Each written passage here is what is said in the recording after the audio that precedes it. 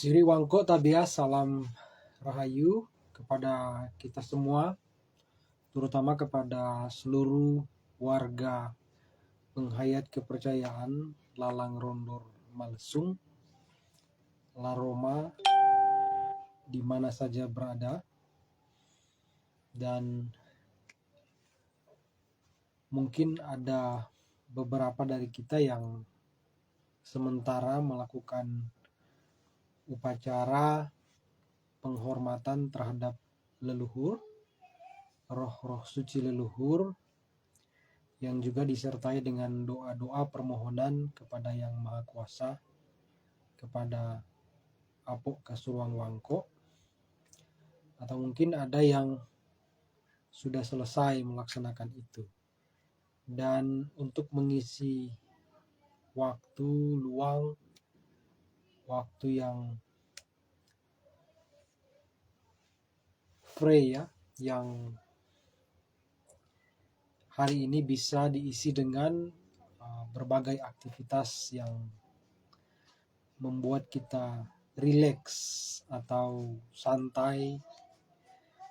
Namun saat ini saya ingin berbagi kepada warga sekalian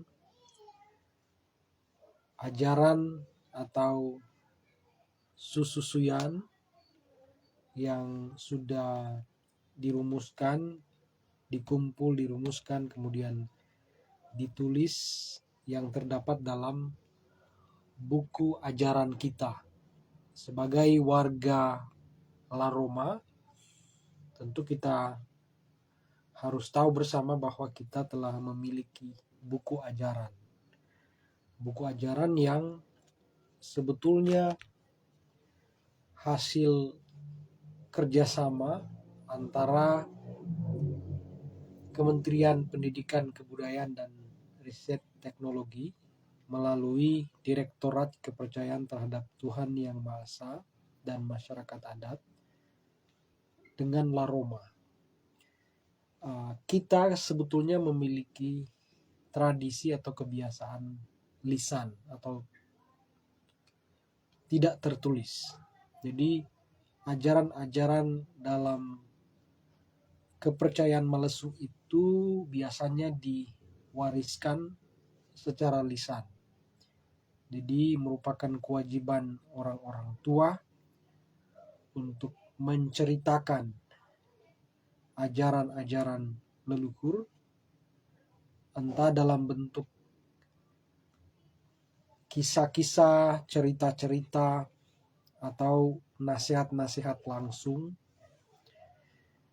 ataupun dengan memperdengarkan syair-syair tua, atau dengan menunjukkan simbolisasi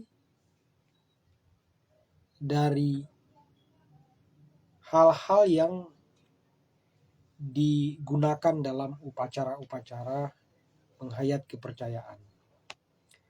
Memang kita sebagai warga penganut agama leluhur atau penghayat kepercayaan tidaklah memiliki satu buku tuntunan atau pedoman yang diwariskan oleh para leluhur. Tetapi itu hidup dalam tradisi, dalam kebiasaan, dalam simbol-simbol yang kita lihat secara berulang-ulang, kemudian itu membangkitkan perenungan dan rasa ingin tahu. Dan tentunya kalau kita ingin tahu, kita akan bertanya kepada mereka yang kita yakin, kita rasa memiliki pengetahuan tentang itu.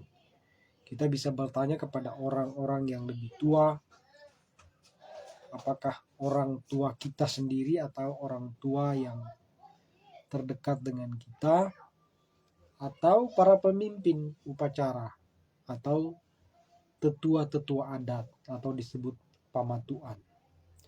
Jadi sebagai warga penghayat kepercayaan, kita harus tahu bahwa tempat kita bertanya adalah mereka yang tahu.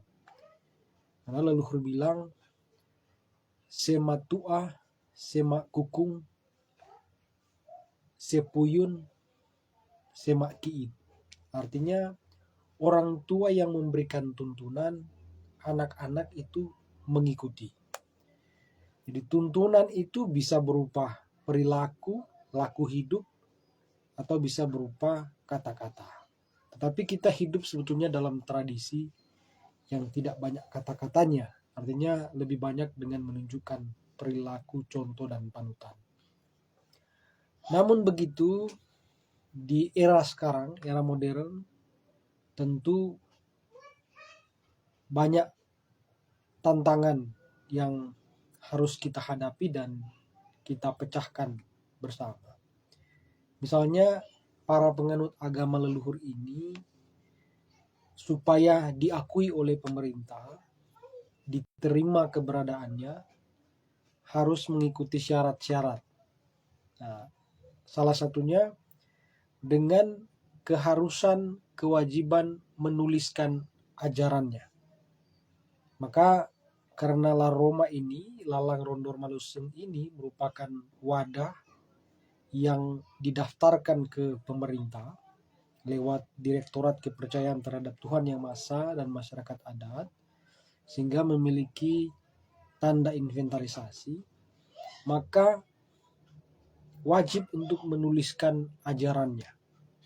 Nah, tentu menuliskan ajaran yang diwariskan leluhur itu tidak makan waktu hanya 1-2 tahun ya. Karena itu adalah pekerjaan yang berat dan harus fokus, harus memusatkan diri sepenuhnya pada hal itu. Sehingga tentu pengurus La Roma berupaya melakukan kerja-kerja pendokumentasian, merekam, menuliskan, menyusun, kemudian mendapatkan satu buku ringkas yang bekerja sama dengan Direktorat Kepercayaan Terhadap Tuhan Yang Maha Esa dan Masyarakat Adat. Hasilnya ini, buku yang sangat singkat yang hanya terdiri dari 38 halaman. Dan di dalam juga terdapat foto-foto kegiatan. Jadi sebetulnya kalau fotonya dicabut, kata-katanya sedikit. Tapi itulah yang sudah terkumpul, yang merupakan ringkasan dari ajaran. Dan kita lihat karena buku ini disusun bersama dengan kementerian, sehingga ada logo Kementerian Pendidikan dan Kebudayaan. Penyusunnya juga terdiri dari gabungan antara La Roma dan Direktorat Kepercayaan Terhadap Tuhan Yang Maha Esa. Di sini bukunya disusun oleh banyak orang, karena memang banyak orang yang terlibat dalam penyusunan buku ini. Sayangnya kalau saya tampilkan di kamera akan terbalik ya. Saya akan membahas beberapa hal yang berkaitan dengan ajaran La Roma. Saya akan lihat ke daftar isinya. Dalam buku ini diuraikan yang pertama sejarah Lalang Rondor Malesung. Tentu tidak bisa dipisahkan dengan sejarah Malesung itu sendiri atau Minahasa lama. Kemudian bab keduanya berisi tentang ajaran Lalang Rondor Malesung. Ajaran Lalang Rondor Malesung ini terdiri dari 3 bagian kalau di buku ini.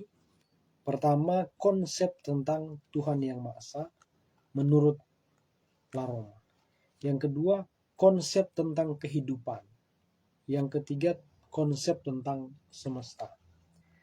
Pada bab keempat dari buku ini berisi prinsip dan nasihat-nasihat Lalang Rondor Malesung yang terdiri dari beberapa bagian.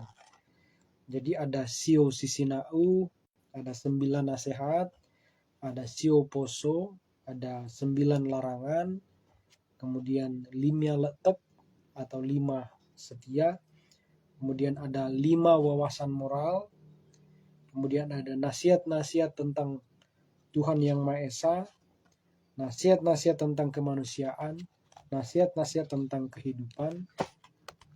Kemudian pada bab kelima berisi informasi tentang organisasi Lalang Rondor Malesung, yakni sejarah dan latar belakang berdirinya organisasi, pengurusnya siapa-siapa.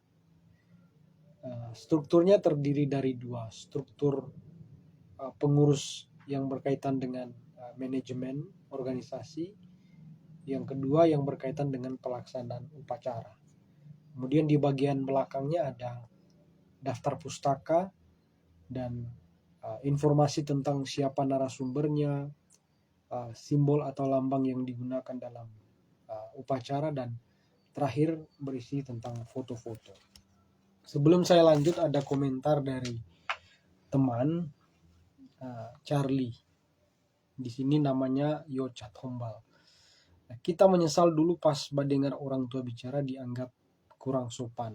Ning tahu sekarang. Itu konteks ya. Jadi konteks orang tua melarang anak-anak itu bergabung dengan orang tua yang sedang membicarakan sesuatu. Dianggap tidak sopan konteksnya karena mungkin yang dibicarakan itu adalah hal-hal yang rahasia, artinya tidak boleh anak kecil tahu ya. Tentu kalau kita sudah dewasa beda lagi ceritanya. Kemudian bisa saja anak-anak itu kalau orang tua bicara bisa mengganggu dalam hal kan bisa terpotong-potong sehingga tidak fokus pembicaraannya. Apalagi kalau anak kecil kan biasa suka merengek-rengek ya, minta diperhatikan, menangis, dan cenderung dalam tanda kutip melakukan kenakalan. Anak-anak ini biasanya suka nakal kalau ada tamu, karena dia tahu orang tua tidak akan memberikan disiplin atau hukuman bila ada tamu yang datang berkunjung. Sehingga anak-anak cenderung diberikan kesempatan untuk tidak bergabung, main di sana, melakukan kegiatan yang lain. Karena tentu ada hal yang prinsipil, ada hal yang penting yang sementara dibicarakan yang tidak boleh diganggu. Tetapi kan orang tua kemudian berubah. Setelah kita mulai dewasa, sudah bisa membedakan mana yang baik dan buruk, sudah mulai bijaksana cara berpikir kita. Justru orang tua ingin anak-anak itu bergabung dalam pembicaraan-pembicaraan. Yang kadang-kadang anak-anak justru yang tidak mau bergabung karena malu, kurang percaya diri, dan lain sebagainya. Ini kan mungkin di tiap-tiap keluarga beda-beda cara orang tua mendidik anak-anaknya. Tapi tentu saya tidak akan masuk ke dalam karena saya tidak tahu persis situasinya seperti apa. Tapi gambaran yang saya alami dulu seperti itu. Saya pernah dicubit oleh orang tua karena datang batrosol dalam pembicaraan orang tua. Dan orang tua bilang suka baba sambut. Jadi memberikan respons padahal yang sedang bicara itu antara orang tua dengan yang berkunjung. Tapi kita sebagai anak-anak keceplosan mengucapkan sesuatu yang sebenarnya tidak kita pahami dan itu mempermalukan.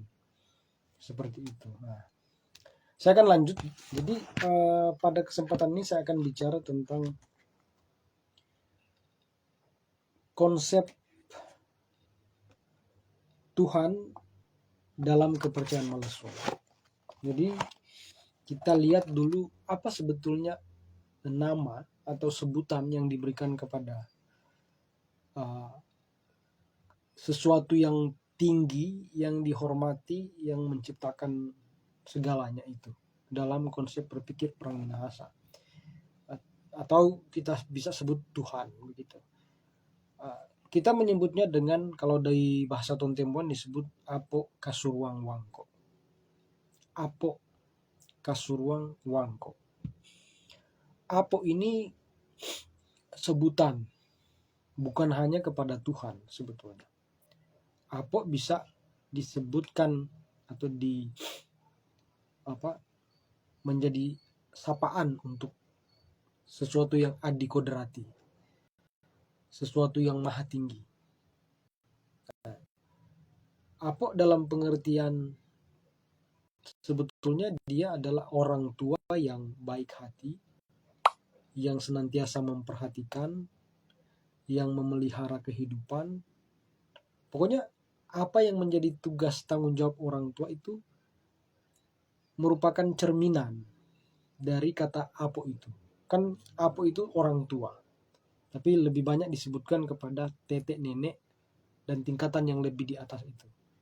Dan biasanya sifat-sifat atau sikap mereka yang penyayang, yang suka memperhatikan, yang menyiapkan segala sesuatu kebutuhan kita, yang melindungi kita dari mara bahaya, yang memberikan pertolongan, yang menopang. Itu sebetulnya kenapa Tuhan itu dalam pemikiran orang Minahasa disebut Apo. Tapi tentu ada perbedaan antara Apo sebagai pencipta dan Apo sebagai orang tua manusia begitu. Bahkan kita ini, masing-masing kita ini bisa jadi Apo, bukan setelah kita mati. Contoh kalau kita punya binatang kesayangan atau binatang peliharaan, maka kita sebagai pemilik binatang itu adalah Apo dari binatang peliharaan kita. Karena kita yang memelihara anjing itu, kita memberi makan, kita yang melindungi dia waktu dia masih kecil, dan kita yang menyayangi binatang peliharaan itu, maka dia itu Apo. Ya, kita itu adalah Apo dari dia.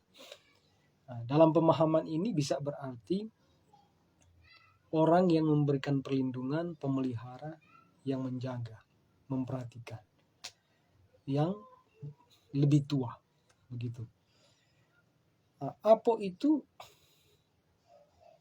dia menjadi pengertian Tuhan ketika ada penamaan kata Apo kasuruang wangko. Sudah ada tambahan wangko berarti besar atau maha besar. Tapi yang menarik ada juga kata kasuruang. Kasuruang itu dari kata suru. Suru artinya benih atau bisa juga dimaknai sebagai sperma atau sel telur. Atau dalam pemahaman yang sebenarnya dia adalah sumber kehidupan. Karena kita kan berasal dari itu. Dan kalau tidak ada itu, tidak ada kita. Nah, tapi walaupun kita mengetahui bahwa kita ada karena orang tua ada karena orang tuanya ada karena orang tuanya, dan sebagainya. Dan pada akhirnya kita akan datang pada satu kesimpulan bahwa semua kita ini ada asalnya dari mana? Yaitu yang kita sebut sebagai Apo kasuruang wangko. Nah, kata kasuruang juga seperti kata Apo. Kata kasuruang ini juga disebutkan kepada para leluhur kita.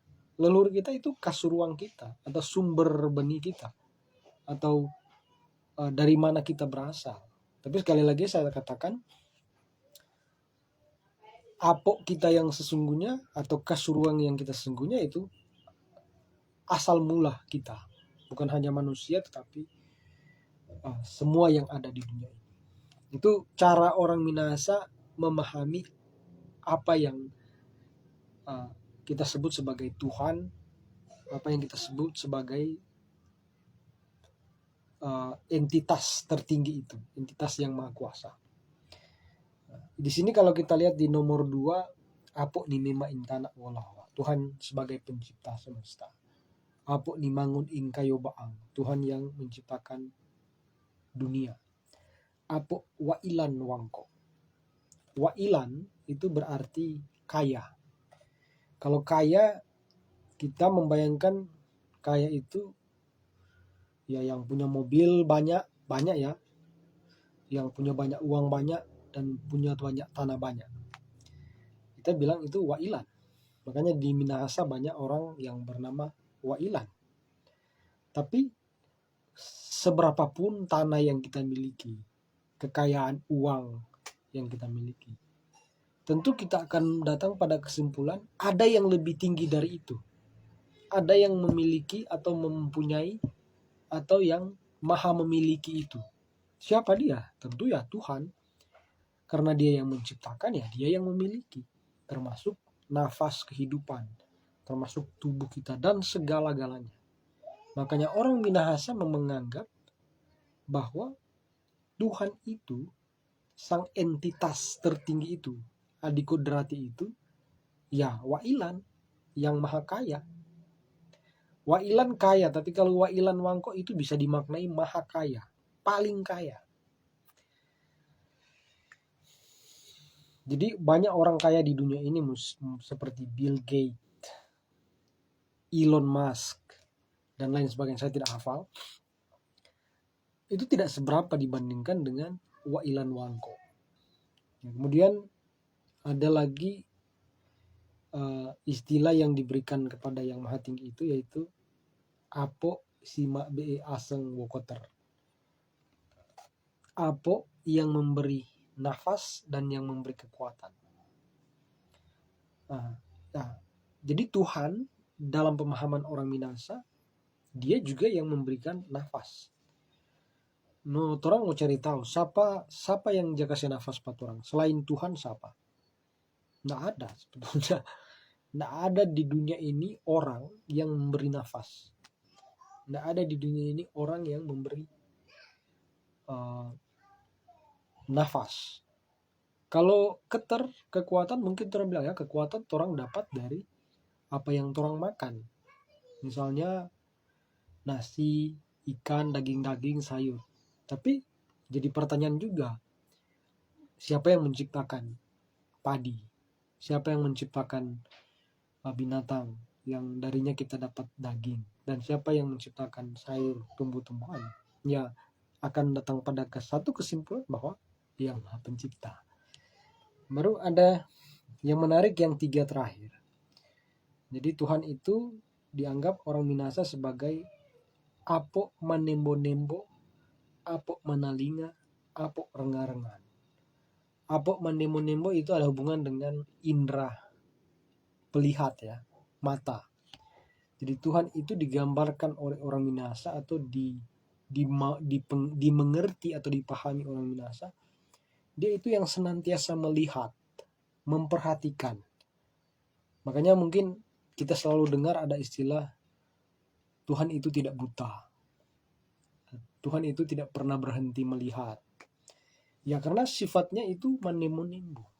Jadi karena dia yang melihat, dia pasti tahu semuanya. Kalau kita memahami Tuhan itu secara personal ya, secara dia memiliki pribadi. Sama dengan seperti Apo Simanalinga atau Tuhan yang selalu mendengar. Tuhan yang adalah pendengar.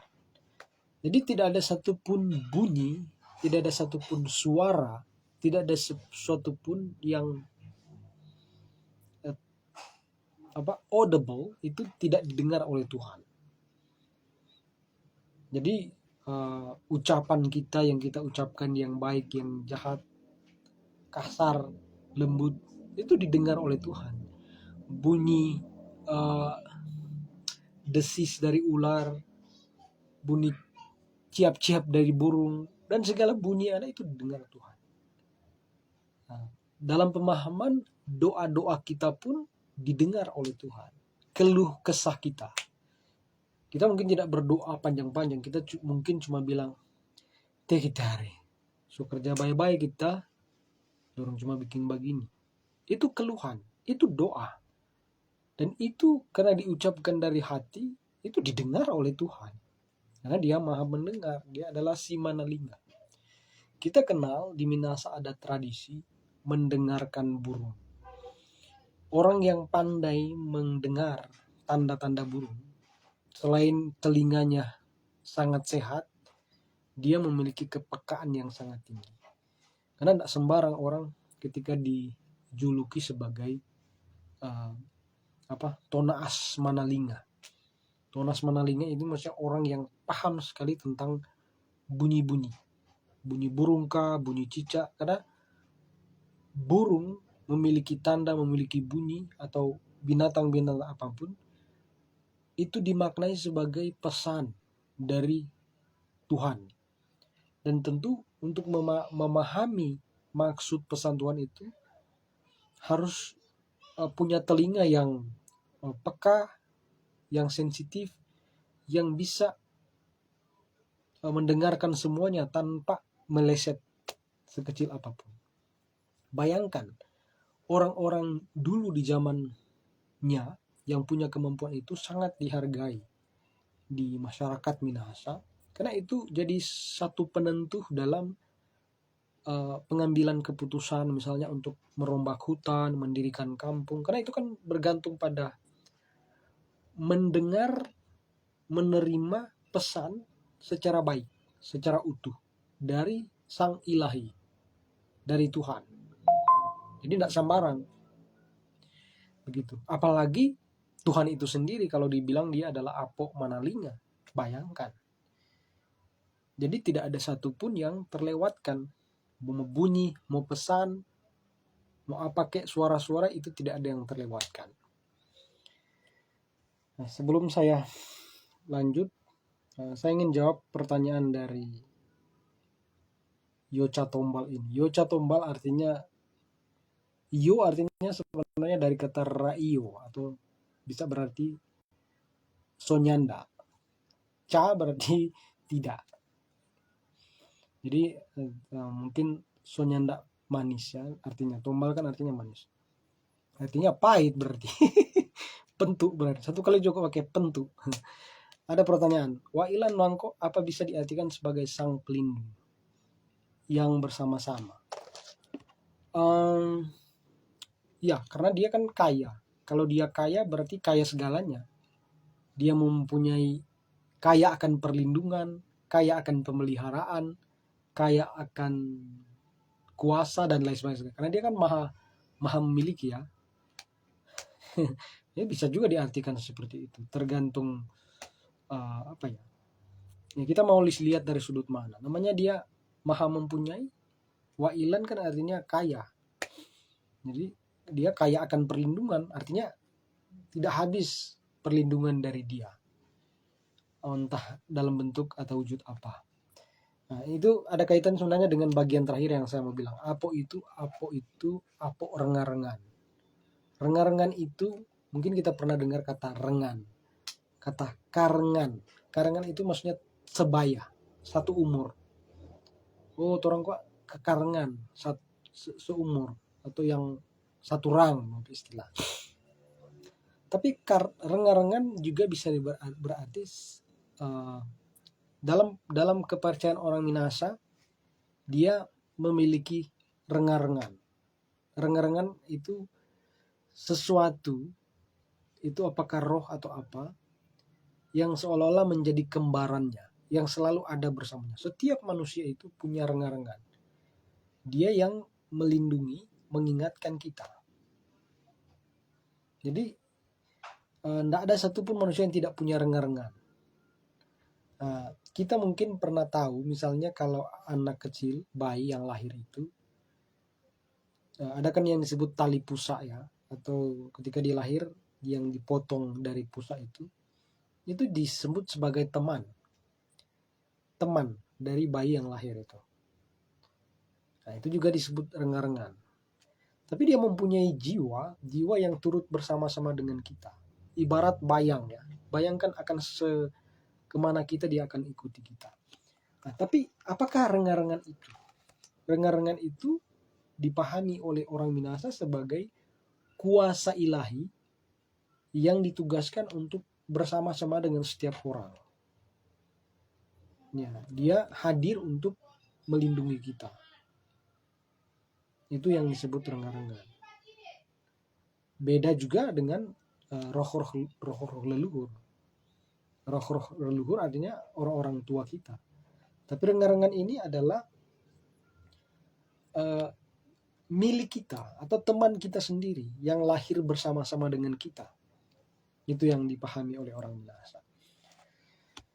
Di mana boleh mau dapat buku itu atau PDF? Oh, ada sebenarnya, tak kira kirim. Nanti kita kirim ya. Nanti kita kirim di PDF. Jadi Itu sebetulnya. Jadi dalam pemahaman orang Minahasa tentu Tuhan itu dipahami dari sudut pandang kebudayaan orang Minahasa. Cara berpikir orang Minahasa itu menentukan Tuhan itu apa. Jadi dia memang setiap bangsa, setiap budaya akan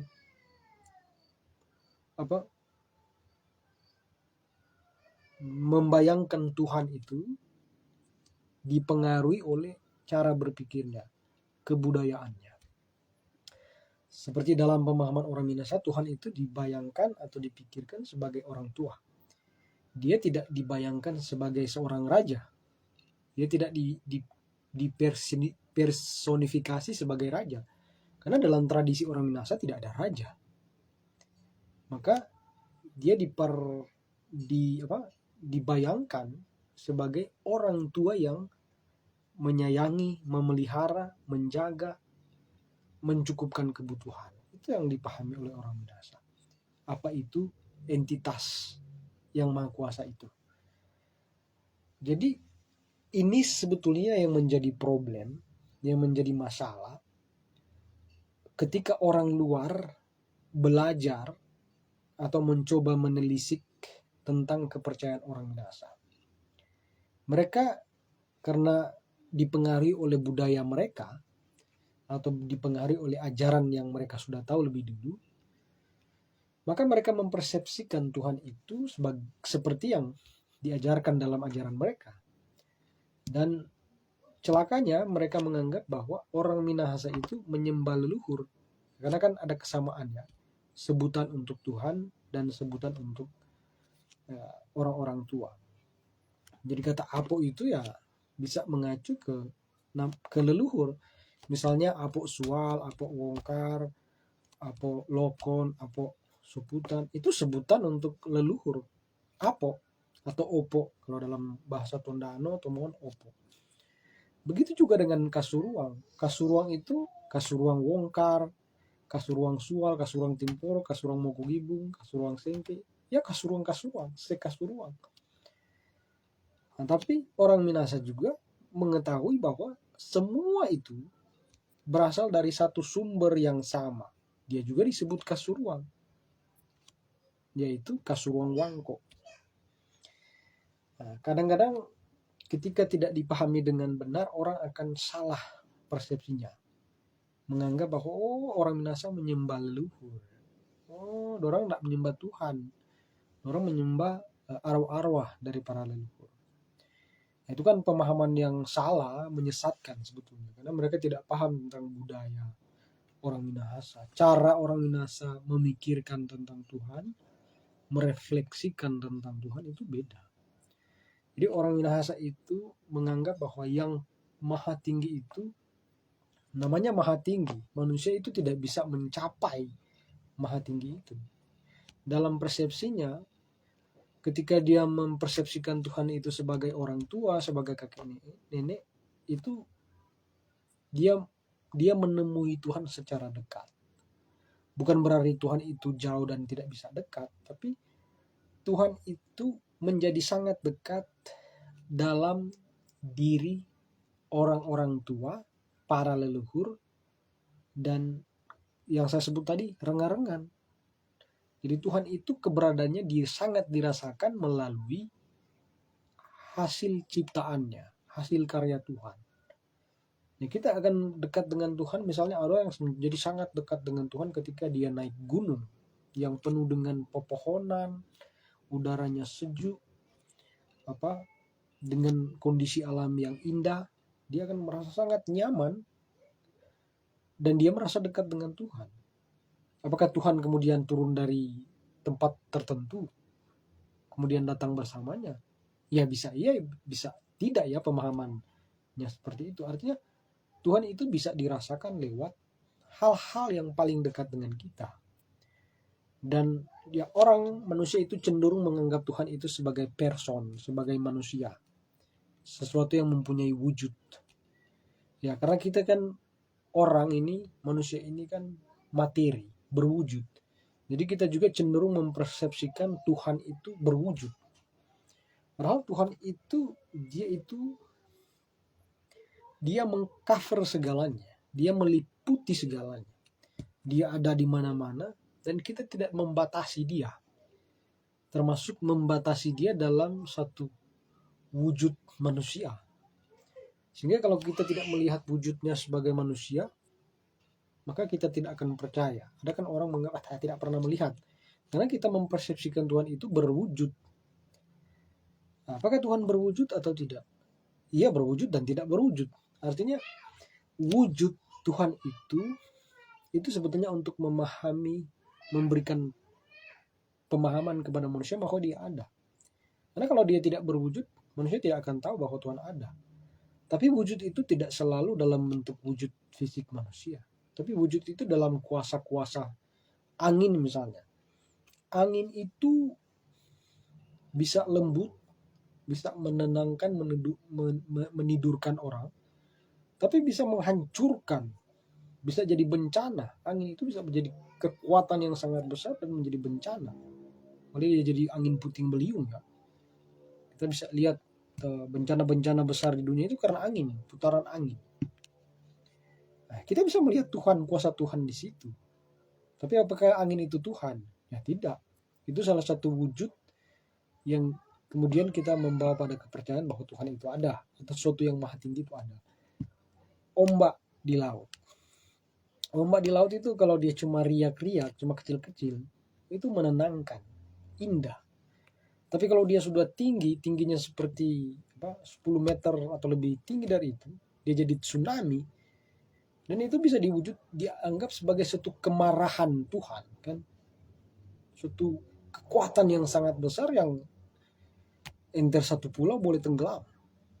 Ya, kita bisa merenungkan kemudian bayangkan ombak gelombang itu menjadi tinggi karena pengaruh angin, bisa merusakkan banyak hal. Siapa yang menciptakan itu? Ya Tuhan. Berarti kalau dia pencipta, dia lebih besar dari itu kuasanya. Melampaui dari yang kita lihat. Begitu juga dengan panas matahari. Ya kalau panas pagi enak untuk kesehatan. Tapi lama-lama kalau syuting harus jadi kanker dong bilang. Tapi kalau dia so panas sekali dan so bertahun-tahun, so lama, so kemarau yang panjang, bisa angus ini tanaman-tanaman kering. Dan kita mulai membayangkan bahwa Tuhan itu manifestasinya, wujudnya dalam bentuk matahari yang bisa menghanguskan, itu ciptaan. Matahari itu ciptaan. Tapi bayangkan pencipta itu seberapa besar. Tentu lebih besar dari kekuatan matahari itu. Dan lain-lain sebagainya. Jadi apapun yang ada di dunia itu sebetulnya adalah wujud untuk memahami eksistensi Tuhan. Segala buku yang ada di dunia ini, mau dia kitab suci, mau dia buku ajaran, berusaha menggambarkan Tuhan itu, tapi gambar yang ditunjukkan, gambaran yang dituliskan, pasti gambaran itu hanya sebatas pemahaman manusia. Begitu. Walaupun kita sudah buat definisi tentang Tuhan sebaik mungkin, tapi itu masih sebatas definisi menurut pemahaman manusia. Misalnya, ada orang menggambarkan Tuhan itu seperti batu karang yang teguh. Nah, dalam logika kita kalau batu karang itu berarti keras sekali, tapi batu karang itu kan masih bisa dihancurkan. Tapi manusia cenderung menyamakan Tuhan dengan batu karang. Nah, kalau orang pakai logika, kalau batu karang memang keras, baru boleh hancur. Tuhan kan tidak begitu. Tuhan itu maha kuasa, tapi tidak bisa ditembus. Batu karang bisa, tapi itu yang digunakan sebagai perumpamaan. Ada yang juga menggambarkan Tuhan itu gunung yang tinggi. Di zaman dulu ya belum ada pesawat. Sejauh yang kita bisa capai ya kita bisa mendaki ke puncak paling tinggi. Kita bisa capai di puncak yang paling tinggi. Sehingga orang menggambarkan Tuhan itu seperti gunung yang tinggi. Itu sebelum ditemukan pesawat terbang.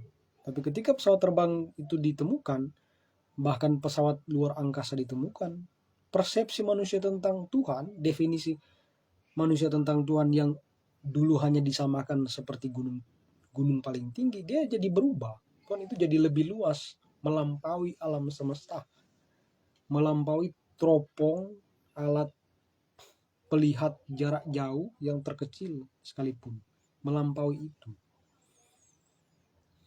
Nah, sehingga kita memahami Tuhan hanya dalam wujud-wujud yang bisa kita lihat, hanya yang bisa dijangkau oleh panca indera kita.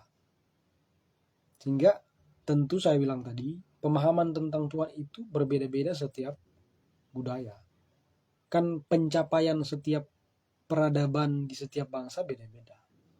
Tapi manakah yang terbaik? Apakah yang peradabannya tinggi lebih baik? Atau yang peradaban rendah? Ya tidak seperti itu. Mungkin terlalu panjang ya, tapi kalau ada pertanyaan saya bisa melayani dalam diskusi-diskusi sejauh yang saya tahu. Artinya saya di sini sebetulnya bukan untuk mengajari, tetapi sebetulnya memberikan testimoni ya, pemahaman yang saya telah hayati selama ini sebagai penghayat kepercayaan, sebagai penganut agama leluhur. Saya memahami Tuhan itu lewat penghayatan saya dalam ritual-ritual, dalam wawancara dengan walian, dalam ketika saya mengamati ciptaan Tuhan itu sendiri.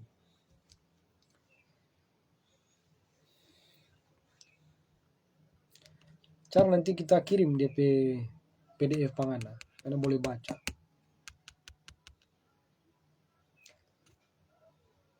Ya, itu saja. Nanti saya sambung di live selanjutnya dengan topik yang berbeda. Tapi saya selalu terbuka untuk menjawab pertanyaan walaupun agak sedikit keluar dari topik. Saya menjawab sesuai dengan apa yang saya tahu dan yang sesuai dengan jangkauan pemahaman saya. Dan sebetulnya ini kesempatan juga bagi yang menonton untuk memberikan sudut pandangnya. Siapa tahu dia punya pemahaman yang lebih mendalam, lebih luas, bisa juga dibagikan di sini sehingga saya juga mendapatkan pengetahuan ya, dan memiliki kesempatan untuk melebarkan cakrawala pengetahuan saya.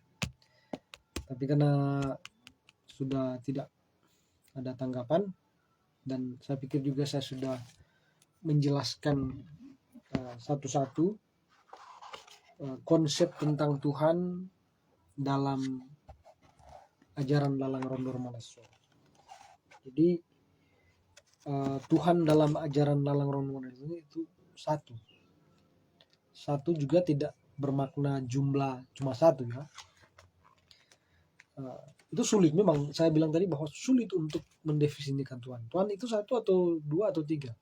Tuhan itu kita tidak bisa definisikan secara kuantitatif, secara jumlah.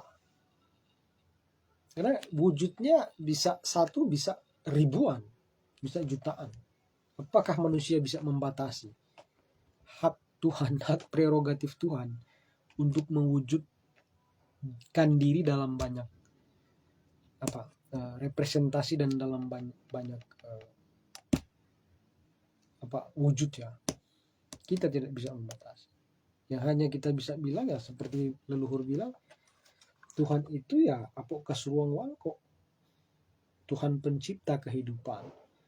Apok ni mema intana mulawa, Tuhan yang mencipta tanah dan langit. Apok ni mangun ingkayo baang, Tuhan yang menciptakan bumi. Empung wa ilan wangko, Tuhan yang kaya, maha kaya. Apok simak be aseng wokoter, Tuhan pemberi nafas dan kekuatan. Apok menembo-nembo, Tuhan yang selalu melihat dan memperhatikan. Apok menalinga, Tuhan yang selalu mendengar. Apok rengan-rengan, Tuhan yang selalu bersama dengan manusia. Tuhan yang selalu ada dimanapun. Jadi itulah sebabnya orang Minahasa itu memahami tentang Tuhan itu seperti itu. Dia melampaui semua hal. Dia tidak bisa dibelenggu dalam tempat. Dia ada di segala tempat. Makasih Satria Rompas, Sobat Uni. Mudah-mudahan ini bermanfaat. Oh ya, mungkin ada yang bertanya kenapa saya pakai baju kain berwarna coklat. Saya terinspirasi dengan baju dulu kan, baju leluhur dulu kan memakai kuli kayu ya. Ini kuli kayu ini. Ini foto ini, apa ini? Foto atau apa? Tulis apa? Gambar dengan pensil ini diambil di tahun berapa ini? Di abad 19. Ini sebetulnya orang Rurukan. Rurukan maksudnya di Tomohon. Yang tahu di zaman itu masih pakai pakaian yang kuli kayu. Ini kayaknya kuli kayu dengan ikat pinggang. Kemudian dia membawa bengkau atau tombak. Saya terinspirasi daripada saya mencari bahan kulit kayu yang sekarang ini mahal ya. Kalau kulit kayu dibeli secara online mahal, itu 100. Tapi saya punya yang kulit kayu yang dibuat saya pesan online.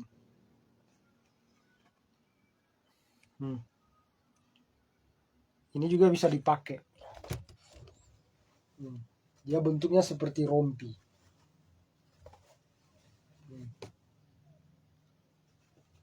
Tapi saya kemudian berpikir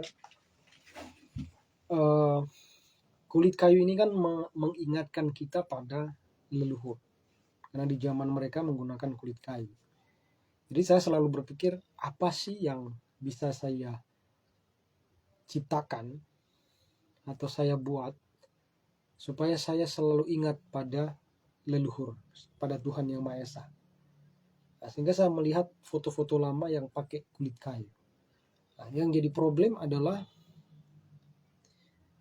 sekarang itu lagi krisis lingkungan. Jadi kalau kita ambil kuli yang sesungguhnya, maka ada banyak pohon yang akan ditebang untuk diambil kulitnya. Saya berpikir yang praktis, namun masih menunjukkan kulit kayu, ya ambil kain yang berwarna coklat, yang sebetulnya lebih banyak untuk mengingatkan saya pada leluhur. Ketika memakai kain berwarna coklat seperti kulit kayu. Dan saya tahu juga benang juga kan sumbernya dari apa ya? Dari kayu kan, dia kan kapas. Tapi ini sudah diwarnai. Beda dengan kulit kayu yang asli tidak perlu diwarnai, memang warnanya coklat. Jadi saya selalu mau menggunakan sesuatu yang membantu saya untuk tetap berada dalam gelombang leluhur. Sehingga misalnya saya buat juga kalung yang ini terbuat dari kuningan, tapi ada tulisannya. Itu saya menggunakan tulisan Malesung versi HM Taulu, dan ada simbolnya. Simbol ini adalah Watu Lutau. Watu Lutau ada manguni di atasnya, dan di pinggir kiri kanan itu ada tanaman tawaang.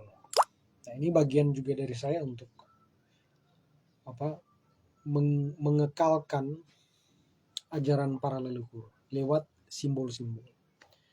Menggunakan susunan juga bagian dari upaya mempertahankan memori tentang ajaran.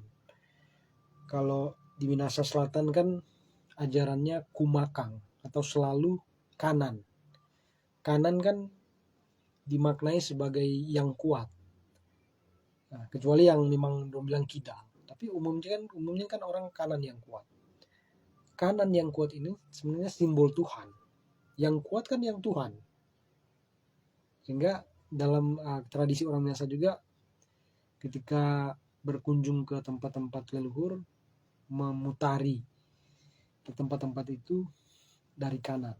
Nah, itu juga cara untuk mau bilang bahwa Tuhan itu ada, dan Tuhan itu harus diingat selalu. Sehingga kita kalau selalu mengingat Tuhan, maka kita akan terhindar dari melakukan hal-hal yang bengkok, terhindar dari melakukan hal-hal yang salah, terhindar dari melakukan praktik-praktik yang curang. Jadi semua simbol, termasuk kain coklat, buah kalung yang ada, ini logo La Roma kan. Logo La Roma itu kan inspirasinya dari benda peninggalan leluhur. Itu saya juga bisa tunjukkan kepada warga La Roma sekalian. Penjelasan tentang logo La Roma itu ada di halaman paling belakang. Jadi di dalam logo La Roma itu ada 9 manguni. Penjelasannya 9 manguni berarti ajaran Tuhan Yang Maha Esa adalah sempurna. Karena jumlah 9 itu angka sempurna. Dan agar semua orang senantiasa mengenal dan tahu membedakan mana yang baik dan mana yang buruk. Sebagaimana manguni, dia membawa pesan-pesan baik dan membawa pesan-pesan buruk. Jadi kecerdasan manguni itu seharusnya ada dalam setiap diri warga Malesung, sehingga dia bisa membedakan mana yang buruk dan mana yang baik, dan mampu memilih yang baik. Kemudian simbol angka 9 juga itu berarti kesempurnaan.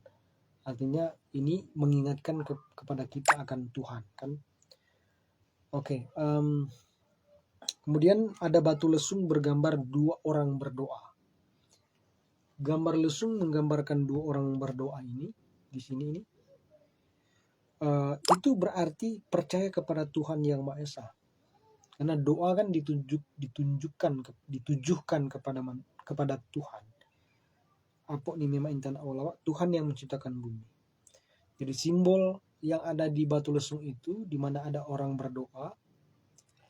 Jadi posisinya kan 2 orang tangannya dilekatkan. Itu sebenarnya berarti maasaan atau bersatu antara laki-laki dan perempuan atau antara sesama manusia.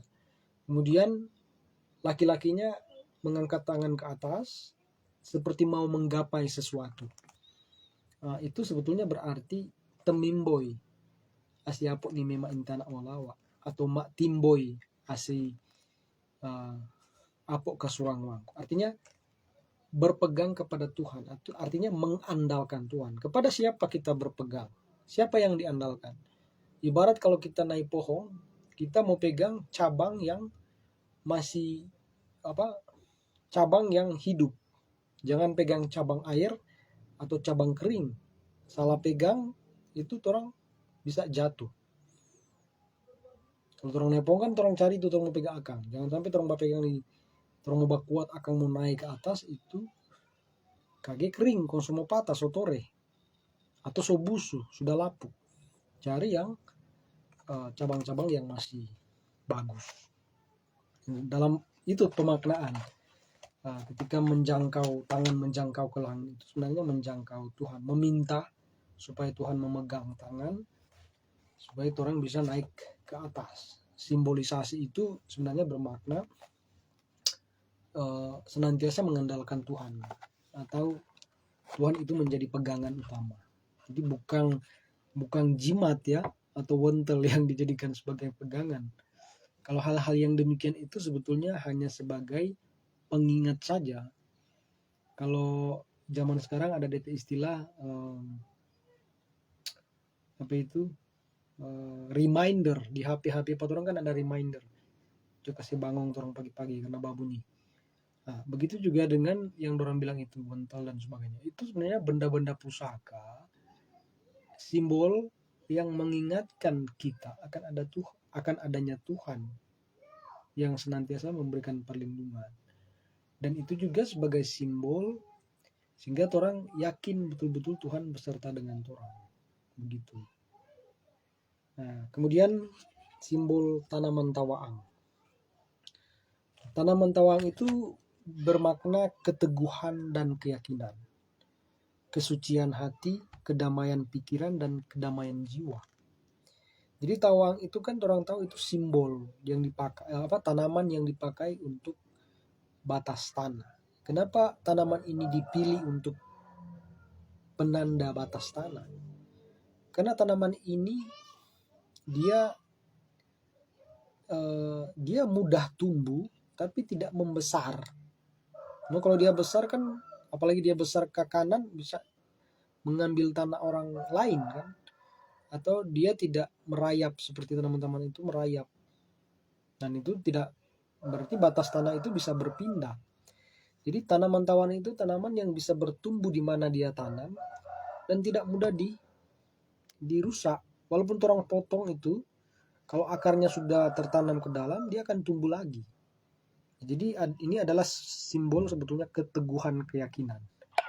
Jadi diharapkan warga La Roma itu, warga penghayat penganut agama leluhur, teguh dalam keyakinan. Kemudian suci hatinya. Dia tidak memihak ke kiri ke kanan. Dia berdiri pada hal yang semestinya. Baru kedamaian pikiran dan kedamaian jiwa. Tawang itu tanaman yang indah. Warnanya kan hijau kemerah-merahan. Indah sebetulnya. Itu sebenarnya melambaikan, baru daunnya lembut, berarti kedamaian pikiran dan kedamaian jiwa. Jadi inti dari lambang ini sebenarnya berisi ajaran-ajaran leluhur juga. Dengan melihat orang, kalau dia memahami betul, dengan melihat logo La Roma saja dia sudah bisa membayangkan ajaran leluhur yang sangat mulia, yang sangat luhur itu. Sehingga kita akan selalu mengingat bahwa kita itu harus berjalan di jalan yang lurus, karena nama Lalang Rondor saja itu jalan lurus atau jalan yang benar, dan menghindari lalang engkol atau jalan bengkok. So, terlalu panjang ini, jadi mungkin harus ditutup. Dan apabila ingin bertanya, silakan boleh kontak-kontak langsung di Messenger atau di WA. Jadi saudara-saudara, sejalan dalam kebenaran, Pakatuan Upakalawiran Cita Imbaya Rahayu Tabea Siriwangko.